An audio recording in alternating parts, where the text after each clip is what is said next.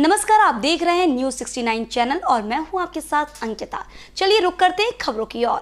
आप में वहां साउंड के पास में पुष्पेंद्र नाम की अर्जी स्वीकार हुई है। आ जाओ। बागेश्वर धाम की सच्चाई क्या है? क्या आपके मन में भी कभी विचार आया है कि बागेश्वर धाम की सच्चाई है क्या? आज आपके मन से ये विचार दूर होने वाला है। हम आपको बागेश्वर धाम की पूरी सच्चाई बताएंगे।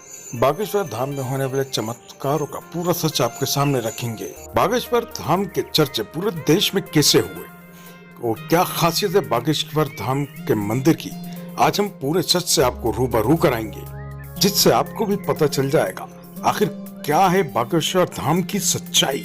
श्री बागेश्वर धाम बालाजी की चर्चा आज हमारे देश ही नहीं, इसकी चर्चा विदेशों में भी देखने को मिलती है। लेकिन बहुत से लोग बागेश्वर धाम बालाजी में होने वाले चमत्कार की सच्चाई नहीं जानते हैं। बागेश्वर धाम की सच्चाई की अगर बात करें तो बागेश्वर धाम के महाराज श्री धीरेन्द्र कृष्ण शास्त्री, जिसको आज सारा देश बालाजी महाराज के नाम से भी जानता है, उनका जन्म छतरपुर के एक छोटे से गांव गड़ा में हुआ था।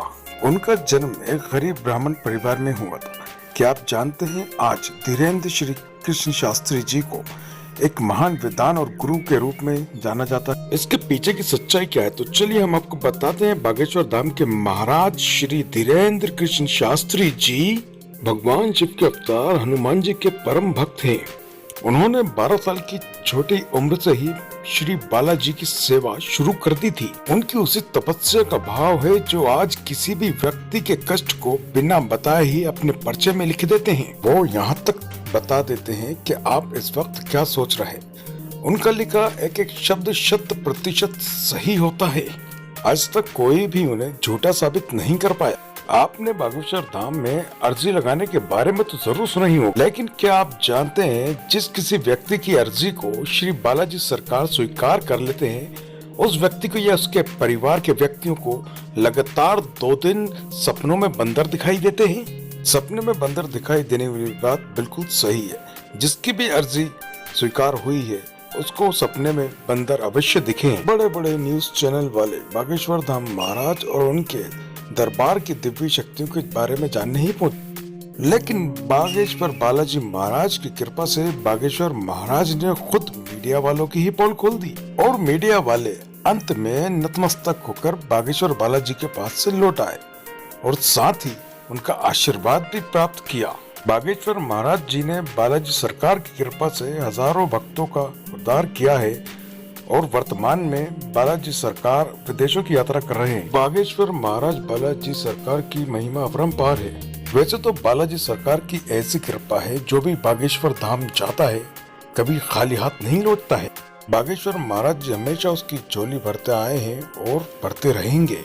इसी के साथ बागेश्वर महाराज जी दूसरे जिलों और अन्य राज्यों में कथा कराने और अपने दरबार लगाने के लिए भी जाने जाते हैं, तो वहाँ भी बड़े बड़े मीडिया कर्मी और पत्रकार बागेश्वर महाराज जी की परीक्षा लेने की कोशिश करते हैं। लेकिन बागेश्वर महाराज की ओर से पत्रकारों को चैलेंज दे दिया गया और उस चैलेंज की वजह से पत्रकार को हार का सामना करना पड़ा और अंत में पत्रकारों को बालाजी महाराज और बालाजी सरकार के चरणों में नतमस्तक होना पड़ा। बागेश्वर धाम भारत और विश्व का एक प्रसिद्ध तीर्थ स्थल है। बागेश्वर धाम में बालाजी की कृपा है। यहाँ के पुजारी पंडित श्री धीरेन्द्र कृष्ण शास्त्री गर्ग हैं। ये भारत का एकमात्र ऐसा धाम है जिसने साइंस और टेक्नोलॉजी को भी हिलाकर रख दिया है कि ऐसा कैसे हो सकता है। बागेश्वर महाराज पे श्री बालाजी की कृपा है, जो ये सब बागेश्वर महाराज बड़ी ही आसानी से कर पाते हैं। इसके पीछे बागेश्वर महाराज का कठोर परिश्रम है और यही बागेश्वर धाम की सच्चाई। बागेश्वर धाम का इतिहास बहुत पुराना है। बागेश्वर धाम की सच्चाई या सच ये है, लोगों की मान्यता के आधार पर बागेश्वर धाम मंदिर चंदेल कालीन है और सन 1986 में मंदिर का ग्रामवासियों द्वारा जीर्णोद्धार कराया गया और उसके उपरांत ग्राम गड़ा के बाबा सेतुलाल गर्ग चित्रकूट से दीक्षा लेकर अपने गांव गड़ा प्राचीन कालीन मंदिर पहुंचे। उसके बाद वो राम कथा के साथ साथ झाड़ फूक का भी काम करने लगे और फिर इस तरह बागेश्वर धाम मंदिर चर्चित होने लगा।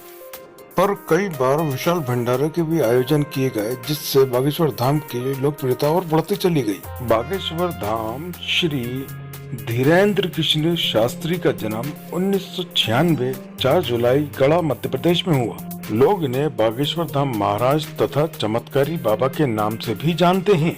वर्तमान समय में धीरेन्द्र कृष्ण बागेश्वर महाराज अपना दरबार मध्य प्रदेश में ही लगाते हैं तथा लोगों की समस्याओं का समाधान करते हैं। बचपन से ही बागेश्वर धाम महाराज ने रामायण महाभारत जैसे कवियों का अध्ययन किया था।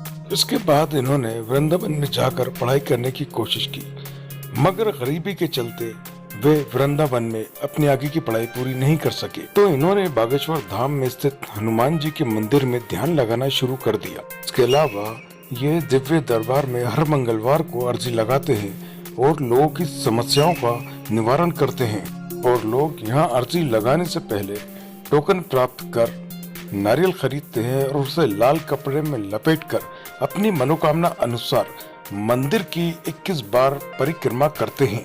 और यहाँ अर्जी लगाने कई लोग आते हैं और उसके बाद बागेश्वर धाम के मंदिर में जाकर धीरेन्द्र कृष्ण महाराज जी का प्रवचन सुनते हैं। अब तो आपको पता चली गया होगा, बागेश्वर धाम कोई पाखंड नहीं है, आस्था से भरा एक धाम है जहां लोगों की समस्याओं का निराकरण किया जाता है। इसी तरह की और खबरें देखने के लिए बने रहे हमारे साथ, देखते रहिए न्यूज़ 69 चैनल।